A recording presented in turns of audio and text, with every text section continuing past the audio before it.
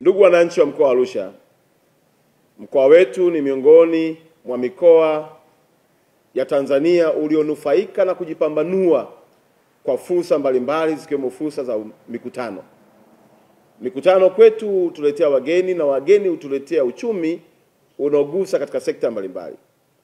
Itakumbuka mwaka jana, mwaka 2024 Agosti, Daktari Samia Suluhu Hassan alichaguliwa kuwa mwenyekiti wa asasi za ushirikiano wa siasa, ulinzi na usalama wa nchi wanachama wa SADC. Na nafasi hiyo inampelekea mkuu wetu wa majeshi CDF Jacobo kuwa mwenyekiti wa wakuu wa majeshi ya nchi wanachama wa SADC. Na kwa namna kipekee kila mwaka huwa kuna mikutano, na mkutano wa 33 wa mwaka huu bahati imetudondokea wana Arusha unafanyika katika mkoa wetu wa Arusha. Heshima ya kipekee kuwatangazia wananchi wa Arusha ya kwamba wakuu wa majeshi wa nchi wanachama wa SADC wataingia katika viunga vya mkoa wetu wa Arusha kutimiza majukumu yao ya kuwa na mkutano wa 33 utakaoanza tarehe 26 maana kesho mpaka tarehe 31. Mkutano huu ni mkutano wa kawaida, watapata nafasi ya kujadili mambo kadha wa kadha ya ulinzi na usalama katika ukanda wa SADC. Na baada ya jukumu hilo watakuwa na shughuli zao katika viunga vya mkoa wetu, ikiwa ni sehemu pia ya kuchachusha sekta yetu ya utalii.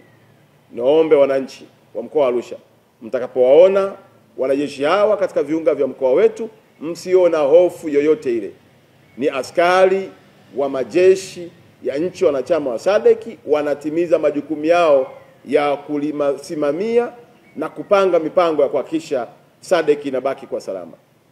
Tunachukua nafasi hii kumpongeza sana Daktari Samia kwa kuchaguliwa kwake kwa mwenyekiti wa asasi za ushirikiano wa siasa, ulinzi na usalama katika ukanda wa SADC, na kwa jukumu hili kubwa alilokuwa nalo la kuhakikisha si tu Tanzania inakuwa salama, bali Afrika chini ya umoja wa SADC inaendelea kuwa salama. Tunamwombea Daktari Samia ambaye ni amiri jeshi wetu mkuu, lakini pia tunamwombea mkuu wetu wa majeshi ambaye ni mwenyekiti wa kikao hicho, ya kwamba kikao kiende vyema, na wanapojadili mustakabali wa amani na utulivu katika nchi za SADC, basi Tanzania tuendelee kuwa vinara. Mwisho, si kwa muhimu, watoa huduma katika sekta mbalimbali ni waombe na kuwasihi wahakikisha kwamba wageni hawa, wanajeshi wetu hawa wa nchi mbalimbali za wanachama wa SADC wanapata huduma nzuri.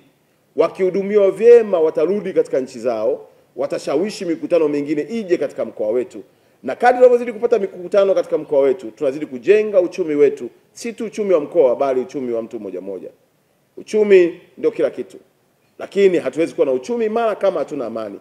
Niendelee kuwasihi tena, tuendelee kulinda na kutunza amani ya mkoa wetu na kuhakikisha kwamba kila anayekuja anauona ukarimu wetu wa huduma, upendo, na kama ambao tulivyo wa Tanzania, tukihakikisha kwamba tunamwakilisha vyema rais wetu kwa kufanya kazi kwa bidii.